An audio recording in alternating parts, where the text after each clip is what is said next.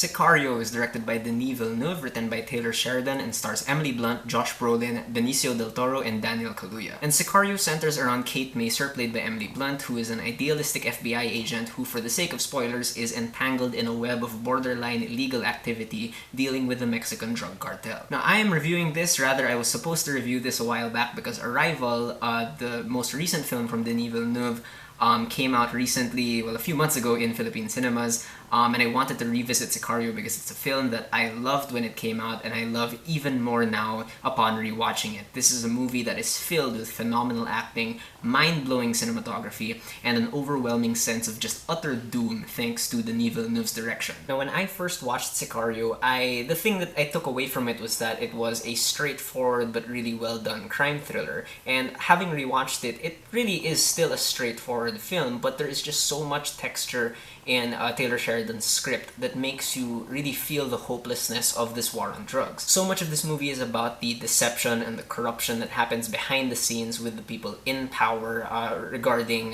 the Mexican drug cartel, regarding the Americans who are trying to take it down. And at the center of all this corruption, deception, is the character of Kate, whose struggle to keep her integrity in the face of all this corruption is something I really, really enjoy. But while Kate is the protagonist of the movie, and I do love her character, this film totally belongs to the character of Alejandro, played by Benicio del Toro. He is one of the coolest characters I've seen in a thriller in a very long time. He's so cool that he's getting his own little spin-off, and that's true. There's also another character who struck me in this movie. He plays a very small part. His name is Silvio. He's played by Maximiliano Hernandez. And I won't say much about him if you haven't seen Sicario yet, but keep your eye on him. He plays a pretty pivotal part. Ultimately, what I love about these characters and the story of Sicario is that it's really just about how everyone is broken in a broken system that really can't be saved at this point unless some major overhaul happens. So it really just shows you that you can't really blame just one person for all these problems. You know, it's just a bunch of issues stacked on top of each other, and everyone's just trying to survive, everyone's just trying to do what they think is right or just. And Emily Blunt is great in this movie. I wouldn't say it's her best performance because the role itself doesn't necessarily offer too wide a range of emotions, but she plays them well anyway with toughness and determination and fear. Josh Brolin is also great as Matt Graver, who plays the guy who recruits Kate into this mission of sorts. He's funny, he's arrogant, but at the same time you eventually grow to fear what this guy is capable of getting away with. Someone I didn't really notice from the first time I watched Sicario was Daniel Kaluuya, but upon rewatching it, he really did stand out for me. He's great in this movie as Kate's sort of partner. He really acts as sort of the anchor for her, and I didn't notice him the second time around just because I now know him from Get Out, but he really is very good in this movie. But like I said, this movie belongs to the character of Alejandro, who Benicio del Toro plays he's just so out of this world in this movie. He comes across like someone straight out of Breaking Bad, which is a huge compliment.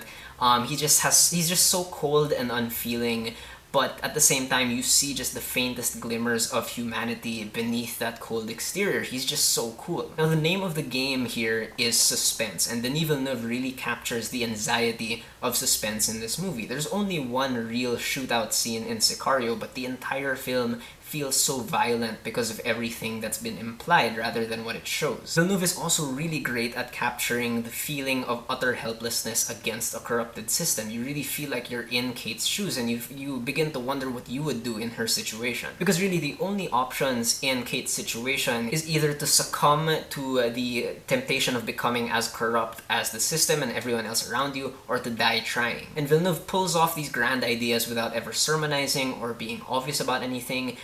This movie is very much about interactions between people serving as a microcosm for the larger conflicts. And of course, this is helped along by some absolutely phenomenal cinematography from Roger Deakins. Roger Deakins is the kind of cinematographer who, in my opinion, doesn't exactly have like a specific style, but he knows how to make each film he shoots look the best it can be. And here in Sicario, he makes fantastic use of darkness and shadows and silhouettes, which of course fit the movie thematically speaking, but But he also has these chilling wide shots that really overwhelm you with the emptiness of the desert and the scope of the war on drugs, and ultimately just how meaningless all of it is. And I'm not saying that because I'm biased, but because I'm right, and the movie also says so. Great sound design in this movie as well that punctuates every gunshot with even more impact. But if you want to talk about the real star in this movie in terms of sound, you have to look at Johan Johansson's score for the movie. The music here is so incredible because it almost seems like it would be music better suited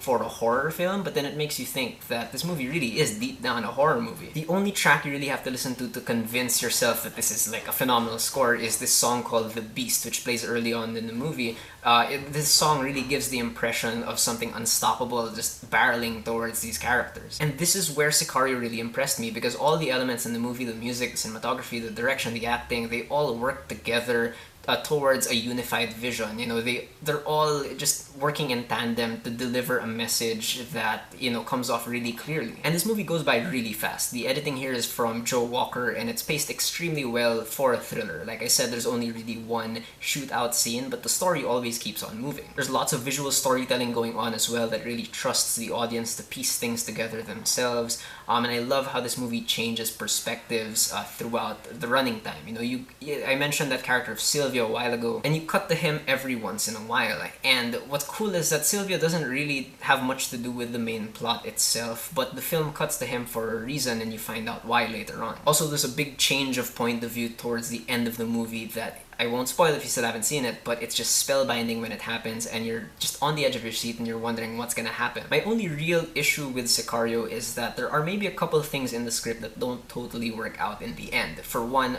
John Bernthal is in this movie, and he's really good in the movie. It's just that his character in his little section feels kind of inconsequential. I personally feel that if you take away John Bernthal's character, it doesn't really change anything. Like, the story still would have proceeded the same exact way if he wasn't in it. Also, I personally feel like they should have given Kate a bit more development at the beginning of the film, because you only really get to care about her, and you only really learn about her, you know, personal motivations a little towards the middle of the film. So when that big shootout thing happens in the first act or so, it's not as tense as I think the movie wants it to be, because you still aren't 100% on board with Kate and you don't care about her safety that much. I don't know, it's just me. Otherwise though, those are very, very small problems, because Sicario overall is an amazing film. It's a great example of a movie that I think you can appreciate more the more you watch it. It's definitely something that's ripe to be studied. And I think Sicario is so good that I'm so wary about the sequel that they're planning, or the spin-off or whatever, because, you know, I understand why Alejandro is getting his own spin-off because he's so cool, but I just don't know how they're gonna top this. Alright, so those are my thoughts on Sicario. Have you guys seen it? What do you think about it? Whatever you guys think, whether you agree with me or not, please leave me a comment. Let's have a conversation.